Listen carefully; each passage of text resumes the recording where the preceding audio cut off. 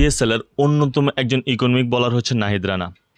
তিনি এই বছর মোট ৬-এর নিচে ইকোনমিতে বোলিং করেছেন, যেটা তার এখন পর্যন্ত বেস্ট বোলিং ফিগার বলা যেতে পারে। তিনি এই বছর পিএসএলের মাধ্যমে প্রমাণ করেছেন তিনি কতটা ক্যাপাবল।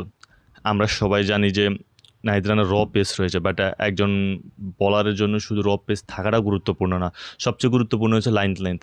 এবং সেই জায়গাতে একটু শুরুর দিকে তিনি একটু স্ট্রাগল করলো। বর্তমানে যে তিনি যে নিজেকে অনেকটা গুছিয়ে নিতে সক্ষম হয়েছেন, সেটার জলজান্তর প্রমাণ আমরা এই বছর পিএসএলে দেখতে পেয়েছি। আমার মনে হয় তিনি তার লাইফের সর্বোচ্চ যে পটেনশিয়ালিটি রয়েছেন সেটা দেখাতে সক্ষম হয়েছেন, এবং কি এটার জন্য কিছুটা পিএসএলকে ক্রেডিট দেওয়া যেতে পারে। আমাদের যে কন্ডিশন, সেই কন্ডিশন সচরাচর ফার্স্ট পেসার জন্য খুব বেশি কিছু করার থাকে না, কিন্তু পাকিস্তানের পিচগুলো ফ্ল্যাট, যেখানে মেনলি ব্যাটসম্যান ডমিনেটেড থাকে, বাট একজন পেস বা একজন ফাস্ট পেসারের জন্য মেলে ধরাটা বা নিজেকে মেলে ধরাটা খুবই সহজ হয়ে থাকে।